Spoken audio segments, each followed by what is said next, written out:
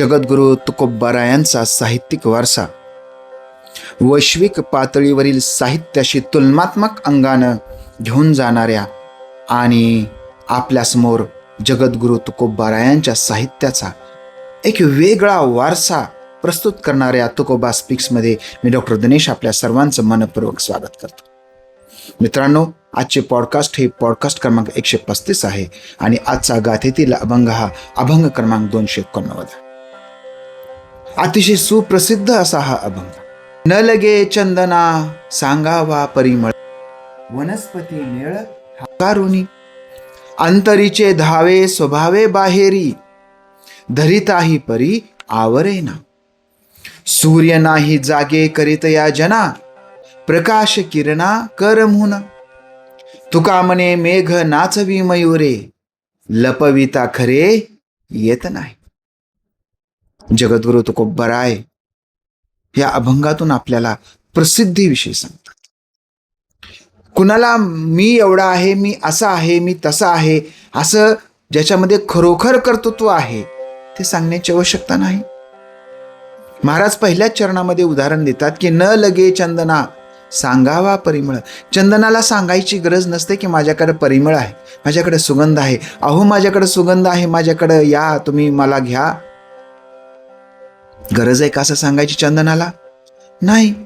वनस्पती मेळ हाकारुनी, सगळ्या वनस्पतीने या, हो आंबे, आंबा, फणस, काजू, चिकू, बाबळ, सगळेजण या या, बघा बघा बघा माझ्याकडे कसा सुगंध आहे, बघा माझ्याकडे हे आहे.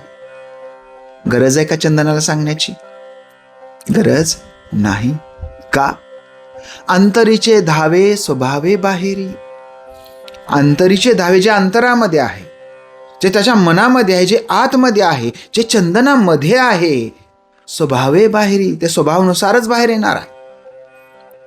खूप इंग्रजी बोलणारा बाहेर देशात राहिलेला व्यक्ती असेल तर त्याच्या बोलण्यातून अधूनमधून इंग्रजी शब्द आपसुकच येतात.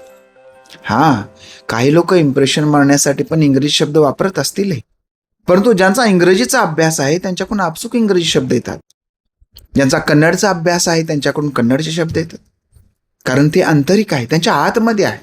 जसं चंदनामध्ये परिमळ आत आहे, तो स्वाभाविकच काय होणार आहे, बाहेर येणार आहे. त्याला वनस्पती मेळ हाकरून सगळ्यांना बोलून सांगायची गरज नाही. धरिताही परी आवरेना. आणि तिनं जरी ठरवलं चंदन की माझा सुगंध मी कुणाला कळू देणार नाही, मी झाकून ठेवणार आहे माझा सुगंध, शक्य आहे का हो? तिनं जरी ठरवलं की मी हे पत्ता लागू देणार नाही, परंतु ही गोष्ट लगेचच माहिती होते. जसं चंदनाचं आहे तसं महाराज सूर्याचं उदाहरण देतात. हा दुसरा दृष्टांत. सूर्य नाही जागे करीत या जना, प्रकाश किरणा कर म्हणून. सूर्य हा जगाला जाग करत नाही, प्रकाश किरणाला सांगत नाही जा बाबा आता सगळ्यांना तू जाग कर, जा आता दिवस निघाल, मग आहे सकाळी सगळे आता प्रकाश पडलेला आहे, दिवस निघाले, उठा उठा कामाला लागा. म्हणतो का सूर्य? किंवा सूर्य त्याच्या प्रकाश किरणाला सांगतो का असं करा म्हणून? नाही ना सांगत. परंतु किरण पृथ्वीवर आल्याबरोबर लगेचच काय होतं, लोक उठतात आणि दिवस निघतो आणि लोक कामाला लागतात. त्यांना सांगण्याची गरज नाही, कारण ते आंतरिक आहे. ज्या अर्थी सूर्याची किरण पृथ्वीवर आलेली आहेत त्या अर्थी काय झालेलं आहे, आता दिवस निघालेला आहे, आता कामाला लागलं पाहिजे. ते आत आहे, त्याच्या सूर्याच्या प्रकाशामध्येच दिवस निघणं आहे, कामाला लागणं आहे. त्यामुळे लोक सूर्याची किरण पृथ्वीवर आल्याबरोबर लगेचच काय करतात, कामाला लागतात. महाराज आणखीन एक दृष्टांत देतात आणि त्या सांगतात की तुका म्हणे मेघ नाचवी मयुरे, लपविता खरे येत नाही. महाराज म्हणतात की मयूर म्हणजे मोर. कोण नाचवतो मोराला? मेघ. आकाशातले हे जे काळे मेघ आहेत हे काय करतात, मोराला नाचवतात. त्याला खरं काही लपवता येत नाही. मेघ आला की मोर आपोआप नाचायला लागतो. नाही मी नाचणार नाही असं नाही करत मोर, असं म्हणू पण शकत नाही. असं का होतं? तो का नाही म्हणू शकत नाही? कारण त्याच्या अंतरात आहे. अंतरीचे धावे स्वभावे बाहेरी. अहो मेघ आलाय की नाचणं त्याचा स्वभावच आहे, तो नाचणारच आहे. मेघ काही त्याला नाच म्हणत नाही, कारण त्याचा तो आंतरिक स्वभाव आहे. महाराज म्हणतात की लपविता खरे येत नाही. त्यामुळे जे सत्य आहे, तुमच्याकडे जो कौशल्य आहे, तुमच्याकडे जे गुण आहेत ते तुम्ही लपवले तरी तुम्ही ते लपवू शकत नाहीत. ते अंतरीचे धावे स्वभावे बाहेरी म्हटल्याप्रमाणे ते बाहेर येतात आणि खरं हे सगळ्याच्या समोर येतं, कोणीही त्याला लपवू शकत सुप्रसिद्ध इंग्रजी साहित्यिक विल्यम शेक्सपियर, त्यांच्या मर्चंट ऑफ व्हेनिसमध्ये त्यांचा एक कोट आहे, फार सुंदर आहे. काय म्हणतात विल्यम शेक्सपियर त्या कोटमध्ये? Truth will come to the light. सत्य हे प्रकाशात येणारच आहे, फक्त त्याला कशाची गरज आहे? वेळेची गरज. फार तर काय होईल, आजचं सत्य एक दिवस उशीर येईल, परंतु सत्य हे तुम्ही लपवू शकणार नाही. तुमच्यामध्ये जर कर्तृत्व असेल, तुमच्यामध्ये कला असेल, तुमच्यामध्ये कौशल्य असेल, शक्ती असेल, तर तुम्ही झाकून जरी ठेवली तरी ती झाकणार नाही, तर ती त्याच्या अंतरेचे 10वे स्वभावे बाहेरी म्हटल्याप्रमाणे ती बाहेर येणार आहे. William Wordsworth character of happy warrior मध्ये अशाच पद्धतीचा एक कोट काय म्हणतात William Wordsworth? The character reveals itself through the action, not by boasting. जे कॅरेक्टर ऑफ ट्रू वॉरियर, खऱ्या योद्ध्याचं जे चारित्र्य आहे ते कसं बाहेर पडतं? तर त्याच्या ऍक्शनमधून, त्याच्या कृतीमधून, त्याच्या बोलण्यामधून, मी असा मी तसा या मोठेपणामधून त्याचं कॅरेक्टर बाहेर पडत नाही, किंवा कॅरेक्टर त्याचं समजून सुद्धा येत नाही. म्हणून अंतरीचे 10वे स्वभावे बाहेरी म्हटल्याप्रमाणे जो योद्धा आहे त्याच्या चालण्यामध्ये त्या योद्ध्याची चाल, त्या बोलण्यामध्ये, गायक असेल त्या गायकाच्या आवाजामधलं मार्दव, ती विनम्रता, कलाकाराचा जो कलेचा बाज आहे, नृत्य करणारा असेल तर त्याची ती चालण्याची पद्धत, त्याच्या शरीराचे साधे अंग विक्षेप सुद्धा एखाद्या कलात्मक कृतीनं केलेले आपल्याला दिसून येऊन लक्षात येतं की हा कोण आहे? नर्तक आहे, किंवा ही काय आहे? नर्तिका आहे. स्पीकर असेल तर त्याचं बोलणं, भाषण वक्ता असेल त्याचं बोलणं, हे त्याच्या आंतरिक 10वे स्वभावे बाहेरप्रमाणे बाहेर येणार आहे. तसं कॅरेक्टर ऑफ ट्रू वॉरियरमध्ये विल्यम वर्ड्सवर्थ सांगतात की ट्रू वॉरियर, खऱ्या योद्ध्याचं कॅरेक्टर हे कशातून बाहेर? त्याच्या कृतीमधून बाहेर येत असतं, आणि तो लपवून ठेवू म्हटला तरी तो लपवून शकत नाही.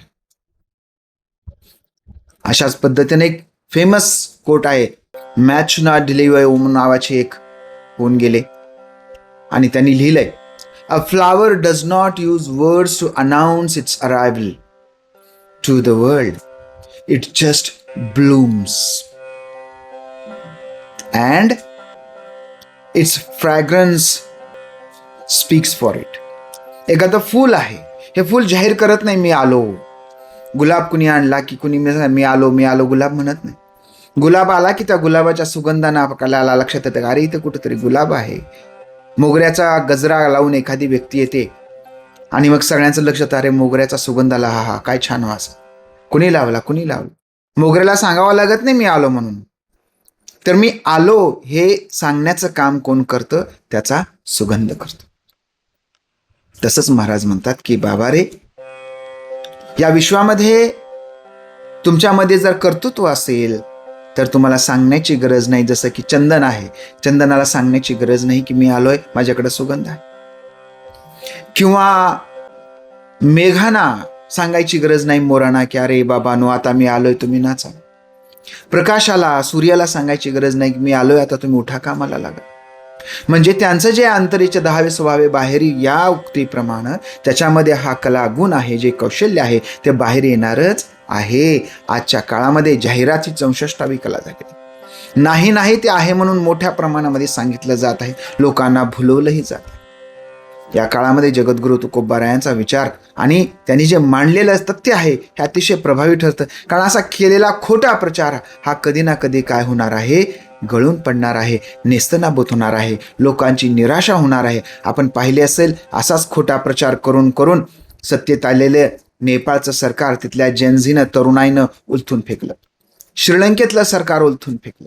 कारण खोटं सांगून सांगून सांगून लोकांचे मन त्यांनी कलुषित केले, सत्ता गाजवली, आणि मग अपयश त्यांनी झाकण्याचा प्रयत्न केला. मात्र एका ठराविक मर्यादेच्या पलीकडं हे करणं शक्य नसतं. म्हणून महाराज म्हणतात, अंतरेचे 10वे स्वभावे बाहेरी या उक्तीप्रमाणे आपण जर कर्तृत्ववान असो तर आपला कर्तृत्वाचा प्रकाश, सुगंध हा सगळीकडे पसरणारच आहे. जगद्गुरु तुकोबारायांच्या, विल्यम वर्ड्सवर्थ शेक्सपियर यांच्या या संदेशासोबत आपण या ठिकाणी थांबूया. भेटूया पुढच्या पॉडकास्टमध्ये. तोपर्यंत खुश राहा, आनंदी राहा. जगद्गुरु तुकोबारायांचा हा वैचारिक वारसा जास्तीत जास्त लोकांपर्यंत पोहोचवा. जय शहाजी, जय जिजाऊ, जय शिवराय. जय तुकोबाराय रामकृष्ण हरी.